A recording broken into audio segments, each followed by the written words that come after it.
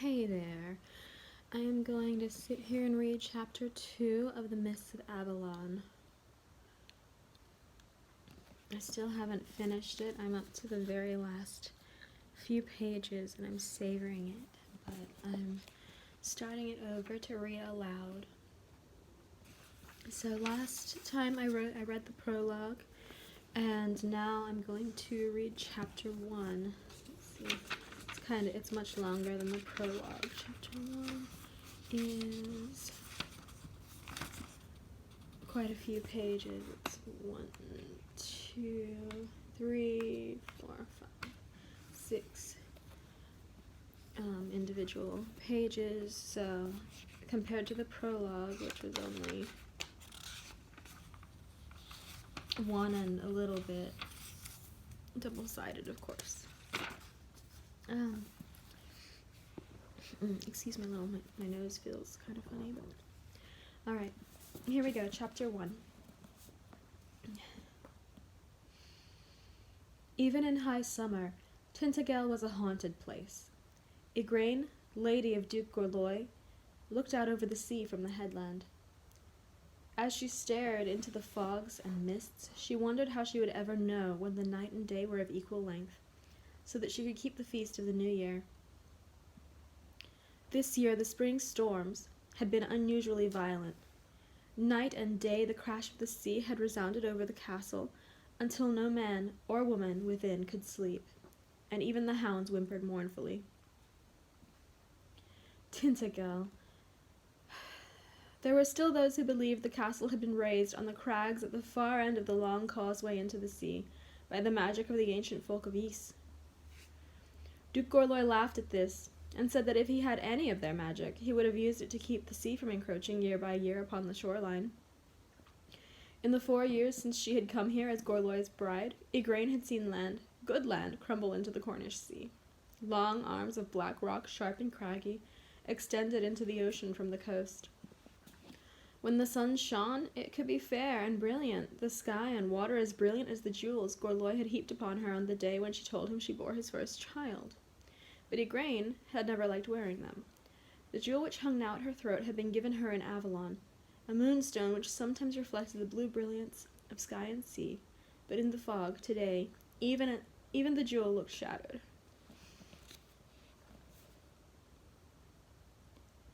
In the fog, sounds carried a long way. It seemed to Igraine, as she stood looking from the causeway back toward the mainland, that she could hear footfalls of horses and mules, the sound of voices, human voices, here in isolated Tintagel, where nothing lived but goats and sheep and the herdsmen and their dogs, and the ladies of the castle with a few serving women and a few old men to guard them. Slowly, Igraine turned and went back toward the castle. As always, standing in its shadow, she felt dwarfed by the loom of these ancient stones at the end of the long causeway which stretched into the sea. The herdsmen believed that the castle had been built by the ancient ones from the lost lands of Lyonesse and Ys. On a clear day, so the fishermen said, their old castles could be seen far out under the water. But to Igraine, they looked like towers of rock, ancient mountains and hills drowned by the ever-encroaching sea that nibbled away, even now, at the very crags below the castle. Here at the end of the world, where the sea ate endlessly at the land, it was easy to believe in drowned lands to the west. There were tales of a great fire mountain which had exploded far to the south and engulfed a great land there. Igraine never knew whether she believed those tales or not. Yet surely she could hear voices in the fog. It could not be savage raiders from over the sea, or from the wild shores of Erin. The time was long past when she needed to startle at a strange sound or shadow. It was not her husband the Duke. He was far away to the north, fighting Saxons at the side of Ambrosius Aurelianus, High King of Britain. He would have sent word if he intended to return.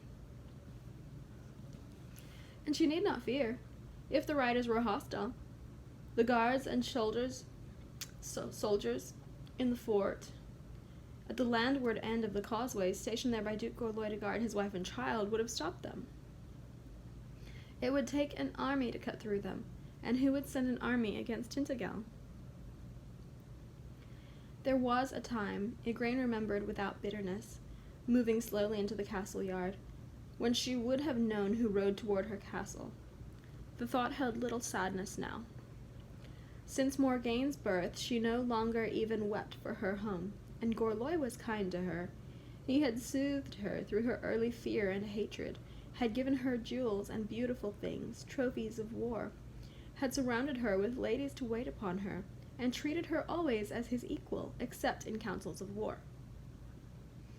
She could have asked no more, unless she had married a man of the tribes, and in this she had been given no choice.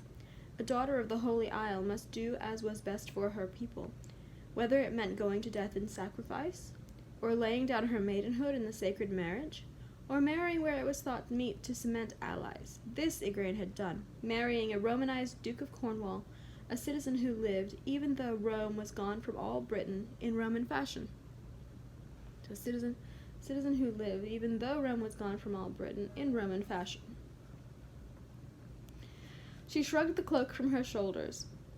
Inside the court, it was warmer out of the biting wind, and there, as the fog swirled and cleared, for a moment a figure stood before her, materialized out of the fog and mist, her half-sister, Vivian, the Lady of the Lake, the Lady of the Holy Isle. "Sister!" The words wavered, and Igraine knew she had not cried them aloud, but only whispered, her hands flying to her breast. "Do I truly see you here?" The face was reproachful, and the words seemed to blow away in the sound of the wind beyond the walls. "Have you given up the sight, Igraine, of your free will?" Stung by the injustice of that, Igraine retorted, "It was you who decreed that I must marry Gorlois." But the form of her sister had wavered into shadows, was not there, had never been there. Igraine blinked. The brief apparition was gone. She pulled the cloak around her body, for she was cold, ice cold. She knew the vision had drawn its force from the warmth and life of her own body. She thought, I didn't know I could still see in that way. I was sure I could not. And then she shivered, knowing that Father Columba would consider this the work of the devil, and she should confess it to him.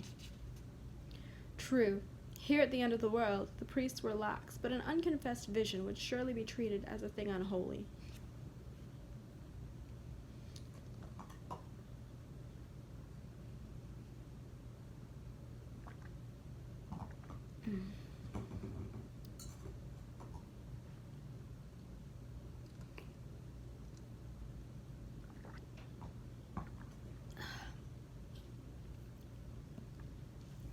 As a thing unholy.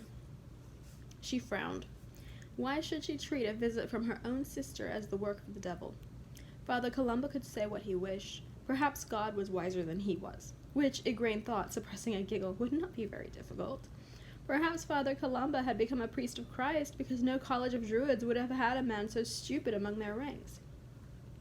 The Christ God seemed not to care whether a priest was stupid or not, so long as he could mumble their mass and read and write a little.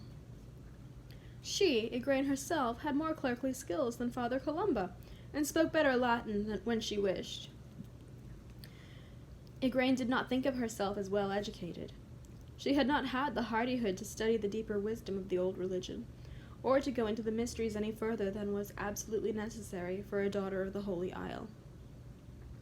Nevertheless, although she was ignorant in any temple of the mysteries, she could pass among the Romanized barbarians as a well-educated lady. In the small room off the court, where there was sun on fine days, her younger sister Morgause, 13 years old and budding, wearing a loose house robe of undyed wool and her old frowsy cloak about her shoulders, was spinning listlessly with a drop spindle, taking up her uneven yarn on a wobbly reel. On the floor by the fire, Morgaine was rolling an old spindle around for a ball, watching the erratic patterns from the uneven cylinder made.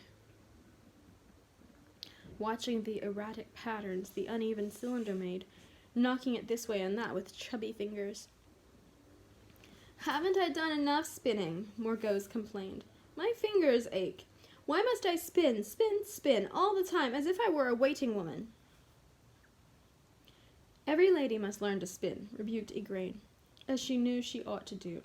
"And your thread is a disgrace, now thick, now thin. Your fingers will lose their weariness as you accustom them to the work. Aching fingers are a sign that you have been lazy, since they are not hardened to their task." She took the reel and spindle from Morgause and twirled it with careless ease. The uneven yarn, under her experienced fingers, smoothed out into a thread of perfectly even thickness. Look, one could weave this yarn without snagging the shuttle. And suddenly she's tired of behaving as she ought. But you may put the spindle away now. Guests will be here before mid-afternoon. Morgause stared at her. I heard nothing, she said, nor any rider with a message. That does not surprise me, Igraine said, for there was no rider. It was ascending. Vivian is upon her way here, and the Merlin is with her. She had not known the last until she said it. So you may take Morgane to her nurse, and go put on your holiday robe, the one dyed with saffron. Morgause put away the spindle with alacrity, but paused to stare at Igraine. My saffron gown? For my sister? Igraine corrected her sharply. Not for our sister Morgause, but for the Lady of the Holy Isle, and for the messenger of the gods. Morgause looked down at the patterned floor. She was a tall, sturdy girl just beginning to lengthen and ripen into womanhood. Her thick hair was reddish like Igraine's own, and there were splotches of freckles on her skin, no matter how carefully she soaked it in buttermilk and begged the herb wife for washes and simples for it. Already at 13, she was as tall as Igraine, and someday would be taller. She picked up Morgane with an ill grace and carried her away. Igraine called after her, Tell nurse to put a holiday gown on the child, and then you may bring her down. Vivian has not seen her. Morgause said something ill-tempered, to the effect that she didn't see why a great priestess would want to see a brat, but she said it under her breath so that Igraine had an excuse to ignore it. Up the narrow stairs, her own chamber was called. No fires were lighted there except in the dead of winter. While Gorloy was away, she shared the bed with her waiting woman Gwenys, and his prolonged absence gave her an excuse to have Morgane in her bed at night. Sometimes Morgause slept there too, sharing the fur coverlets against the bitter cold. The big marriage bed, canopied, curtained against drafts, was more than big enough for 3 women and a child. Gwen, who was old, was drowsing in a corner, and Igraine forbore to wake her, stripping off her workaday dress of undyed wool and hurrying on her fine gown, laced at the neck with a silk ribbon Gorloy had brought her, as a fairing from Londinium. She put on her fingers some little silver rings she had had since she was a little girl. They would go only on her 2 smallest fingers now, and hung a necklace of amber, which Gorloy had given her, about her neck. The gown was dyed rust color, and had an overtunic of green. She found her carven horn comb, and began to pull it through her hair, sitting on a bench, and working her comb patiently through the tangles. From another room she heard a loud yelling, and decided that Morgane was having her hair combed by her nurse and didn't like it. The yelling stopped suddenly, and she supposed that Morgane had been slapped into silence, or perhaps, as sometimes happened when Morgause was in a good temper, Morgause had taken over the combing herself, with her clever, patient fingers. This was how Igraine knew that her young sister could spin well enough when she chose. Her hands were so clever at everything else, at combing, at carding, at making Yule pies. Igraine braided her hair, clasped it on top of her head with a gold clasp, and put her good gold brooch into the fold of her cloak. She looked at herself in the old bronze mirror her sister Vivian had given her at her wedding, brought, they said, all the way from Rome. She knew, lacing her gown, that her breasts were once again as they had been before. Morgane had been weaned a year now, and they were only a little softer and heavier. She knew she had her old slimness back, for she had been married in this gown, and now the laces were not strained even a little. Gorloy, when he returned, would expect to take her to his bed again. Last time he had seen her, Morgane had still been at the breast, and he had yielded to her plea that she might continue to suckle the child through the summer season, when so many little children died. She knew he was discontented because the baby had not been the son he craved. These Romans counted their lineage through the male line, rather than, sensibly, through the mother. It was silly, for how could any man ever know precisely who had fathered any woman's child?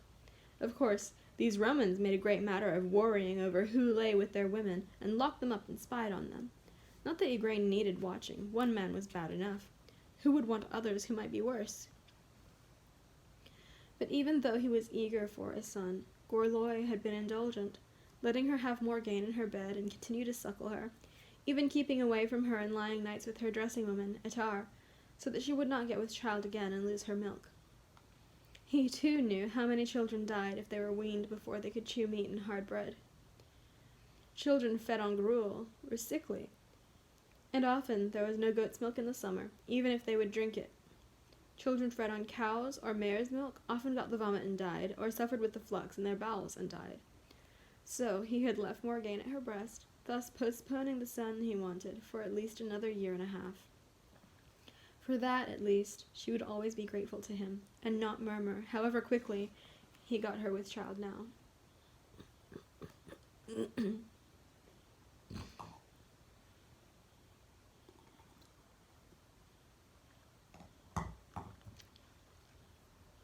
Etar had gotten herself a belly from that visit, and gone about preening herself. Would she be the one to have a son by the Duke of Cornwall? Igraine had ignored the girl. Gorlois had other bastard sons, one of whom was with him now in the camp of the war duke, Uther. But Etar had fallen sick and miscarried, and Igraine had enough intuition not to ask Gwen why she looked so pleased at the event.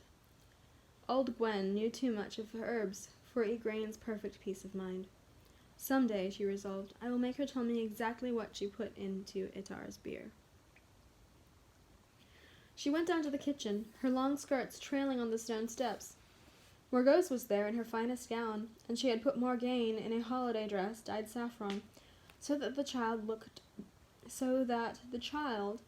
dark as a Pict. Igraine picked her up, holding her with pleasure. Small, dark, delicately made, so small-boned it was like handling a little soft bird. How had that child come by her looks? She herself and Morgause were tall and red-haired, earth-colored like all of the tribeswomen, and Gorlois, though dark, was Roman, tall and lean and aquiline, hardened from years of battle against the Saxons, too filled with his Roman dignity to show much tenderness to a young wife, and with nothing but indifference for the daughter who came in the place of the son she should have borne him. But Igraine reminded herself, these Roman men considered it their divine right to have power of life and death over their children. There were many, Christians or no, who would have demanded that a daughter not be reared, so that their wives might be free at once to give them a son. Gorlois had been good to her. He had let her keep her daughter. Perhaps, though, she did not give him credit for much imagination. He knew how she, a woman of the tribes, felt about a daughter. While she was giving orders for the entertainment of guests, for wine to be brought up from the cellars, and for the roasting of meat, not rabbit, but good mutton, from the last slaughtering, she heard the squawk and flutter of frightened hens in the court and knew that riders had come across the causeway. The servants looked frightened, but most of them had become resigned to the knowledge that the mistress had the sight. She had pretended it, using clever guesses and a few tricks. It was just as well that they should remain in awe of her.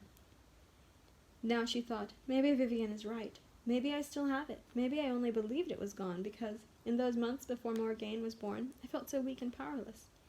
Now I have come back to myself. My mother was a great priestess till the day of her death, though she bore several children. But her mind answered her.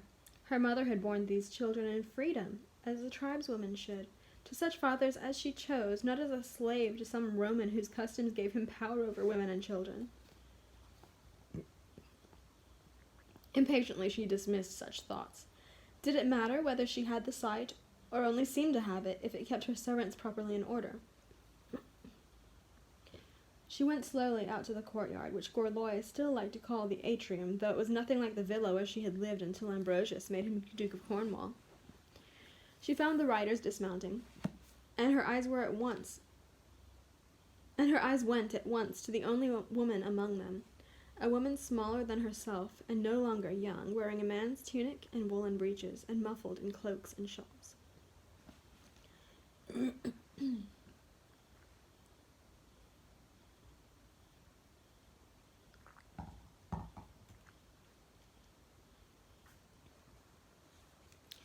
Across the courtyard, their eyes met in welcome, but Igraine went dutifully and bent before the tall, slender old man who was dismounting from a raw-boned mule.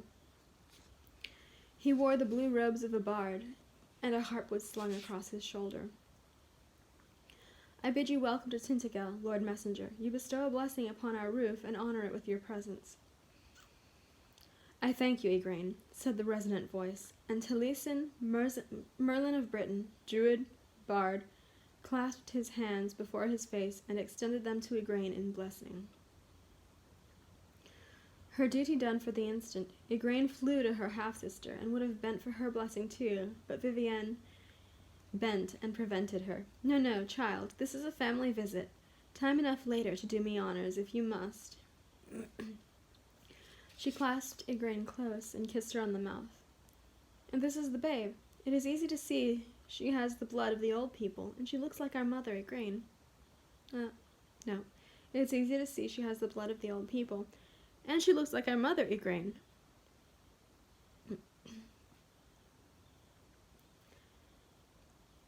Vivienne, Lady of the Lake and of the Holy Isle, was at this time in her 30s, eldest daughter of the ancient priestess of the lake. She had succeeded to her mother's holy office. She picked up Morgane in her arms, dandling her with the experienced hands of a woman well accustomed to babies. She looks like you, Igraine said, surprised, and then realizing that she should have realized this before. But it had been 4 years since she had seen Vivienne, and then at her wedding. So much had happened. She had changed so much since a frightened girl of 15, and she had been given into the hands of a man more than twice her age. But come into the hall, Lord Merlin. Sister, come into the warm. Freed of her enwrapping cloaks and shawls, Vivienne, the Lady of Avalon, was a surprisingly little woman, no taller than a well-grown girl of 8 or 10. In her loose tunic with its wrapped belt, a knife sheathed at her waist, and bulky woolen breeches, legs wrapped with thick leggings, she looked tiny, a child put into adult clothes. Her face was small, swarthy, and triangular, the forehead low beneath hair, dark as the shadows beneath the crags. Her eyes were dark too, and large in her small face. Igraine had never realized how small she was.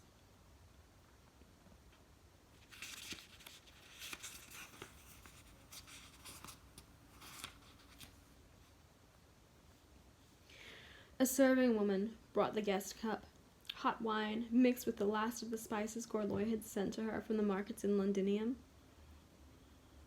Vivienne took it between her hands, and Igraine blinked at her with the gesture with which she took the cup. She was suddenly tall and imposing.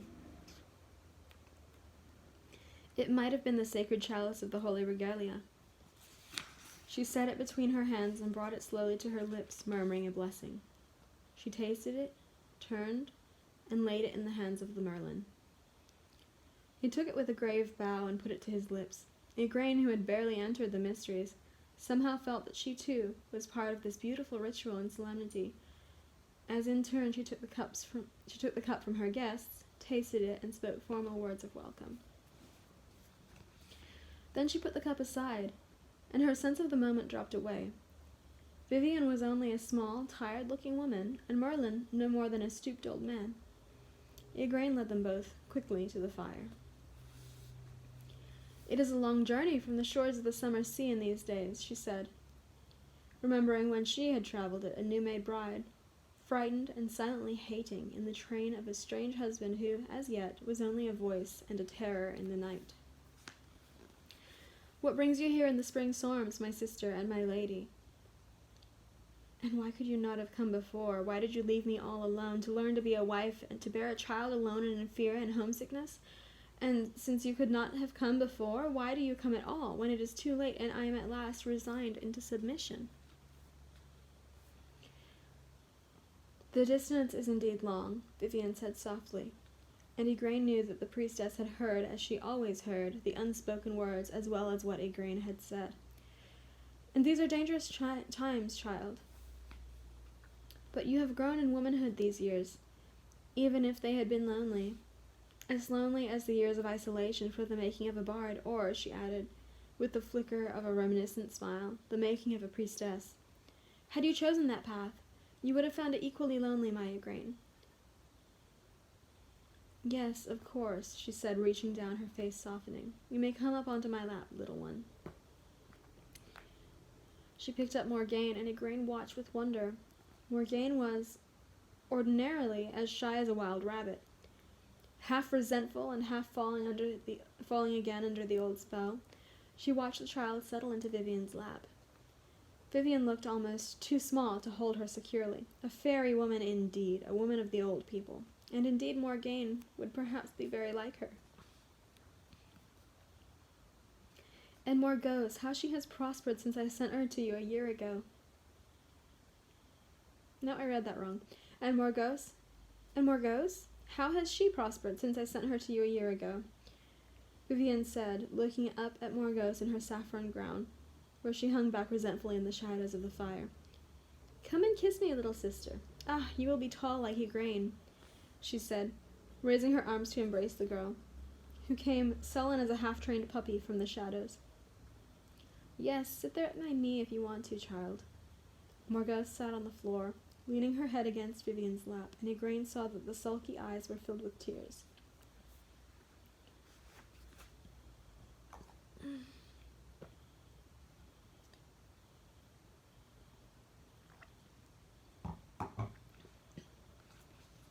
She has us all in her hand.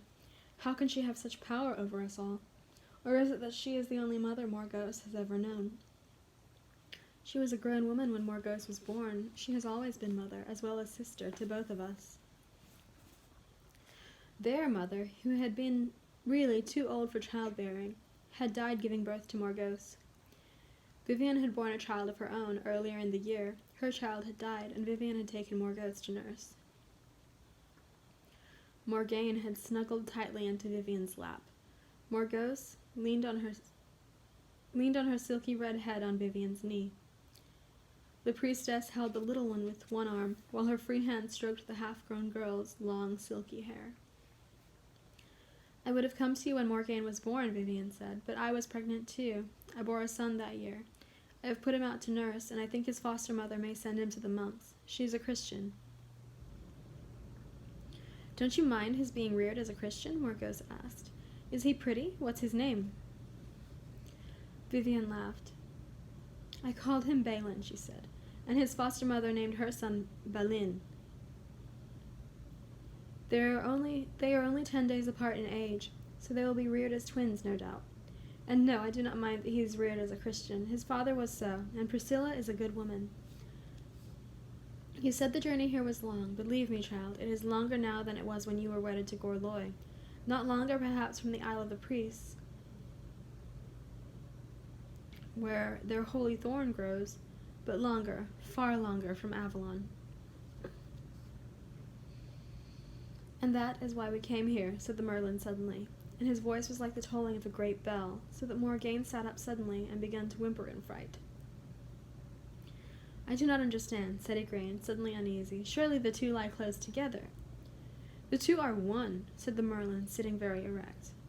But the followers of Christ have chosen to say, not that they shall have no other gods before their God, but that there is no other God save for their God, and that he alone made the world, that he rules it alone, and that he alone made the stars and the whole of creation. Igraine quickly made the holy sign against blasphemy. But that cannot be, she insisted. No single god can rule all things. And what of the goddess? What of the mother? They believe, said Vivian in her smooth, low voice, that there is no goddess, for the principle of woman, so they say, is the principle of all evil. Through women, so they say,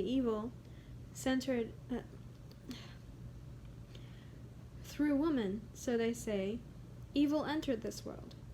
There is some fantastic Jewish tale about an apple and a snake. The goddess will punish them, Igraine said, shaken. And yet you married me to one of them? We did not know that their blasphemy was so all-encompassing, Merlin said. For there have been followers of other gods in our time, but they respected the gods of others. But what has this to do with the length of the road from Avalon? Asked Igraine. We come, then, to the reason for our visit, said the Merlin. For, as the Druids know, it is the belief of mankind which shapes the world and all of reality. Long ago, when the followers of Christ first came into our isle, I knew that this was a powerful pivot in time, a moment to change the world. Morgause looked up at the old man, her eyes wide in awe. Are you so old, venerable one? The Merlin smiled down at the girl and said, Not in my own body, but I have read much in the great hall which is not in this world. There the record of things... but I have read much in the great hall which is not in this world. There the record of all things is written. And also I was living then. Those who are the lords of this world permitted me to come back, but in another body of flesh. These matters are too abstruse for the little one, venerable father, Vivian said, gently rebuking him. She is not a priestess. What the Merlin means, little sister, is that he was living when the Christians first came here, and that he chose and was allowed to reincarnate at once, to follow his work through. These are mysteries which you need not try to understand. Father, go on.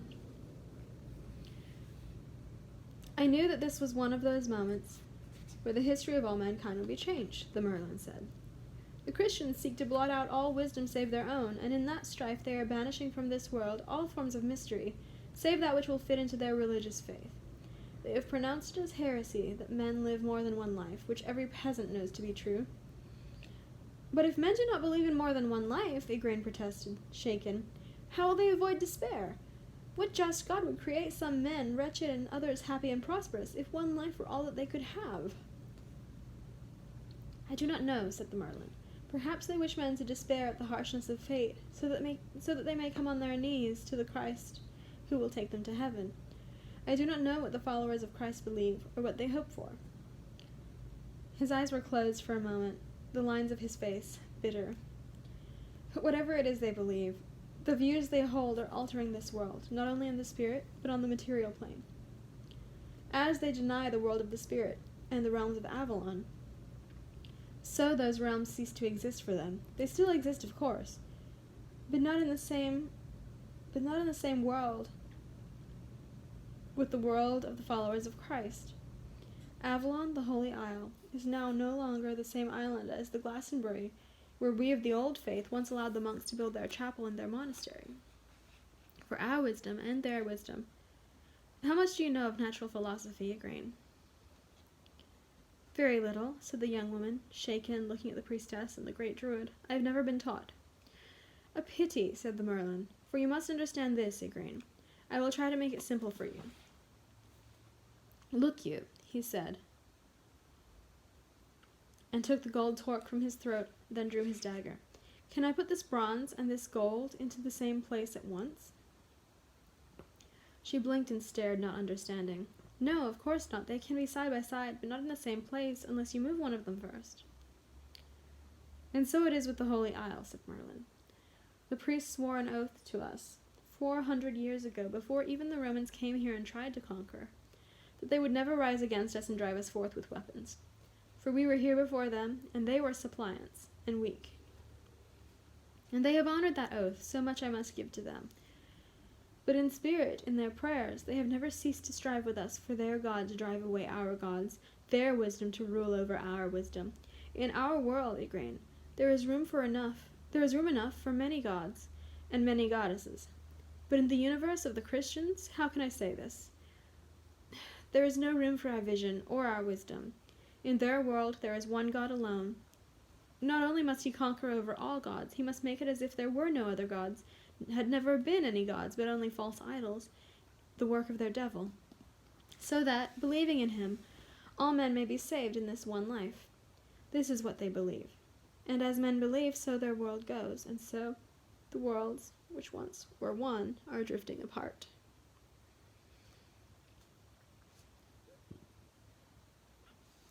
There are now two Britons, Igraine.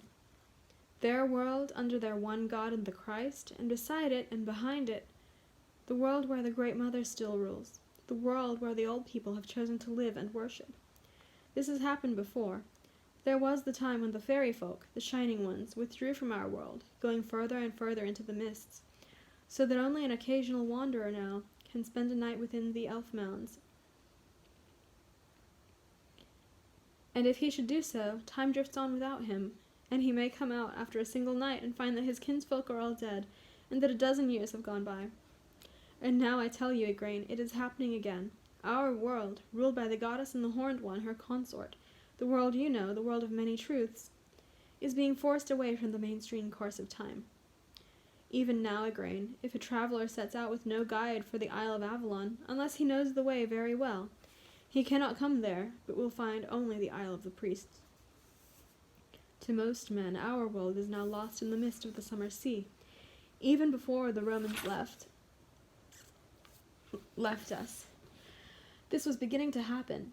Now, as churches cover the whole of Britain, our world grows further and further away. This is why it took us so long to come here. Fewer and fewer of the cities and roads of the old people remain for our guide.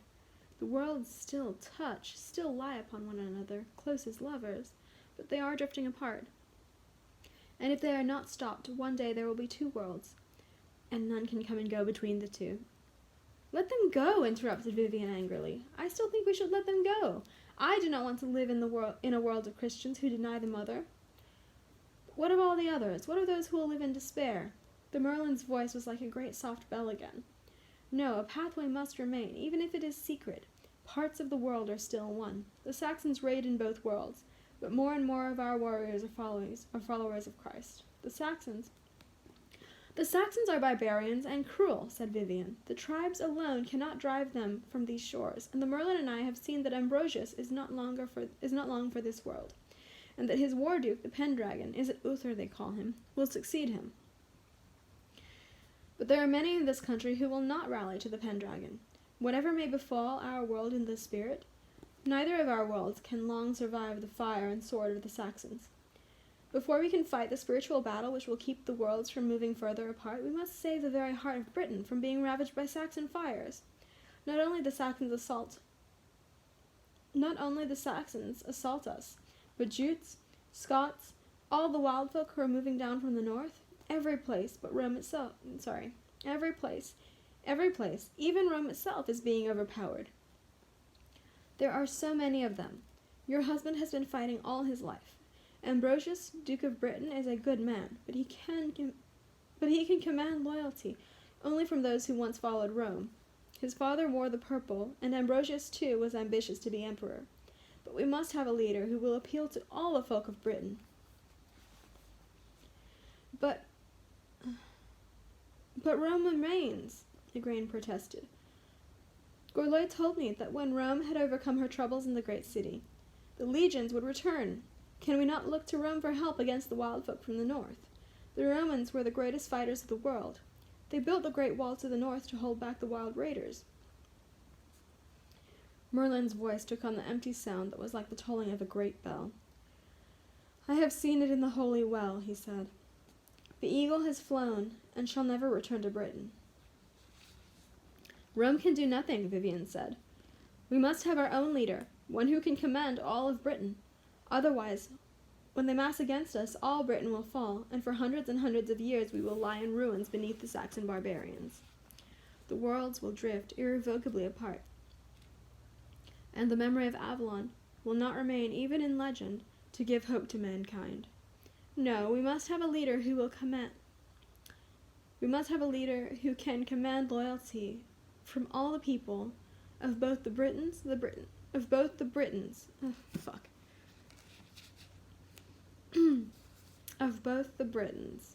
the Britain of the priests, and the world of the mists ruled from Avalon, healed by this great king. Her voice took on the clear, mystical ring of prophecy. The worlds shall once again come together, a world with room for the goddess and for the Christ, the cauldron and the cross, and this leader shall make us one. But where shall we find such a king? Igraine asked. Who shall give us such a leader?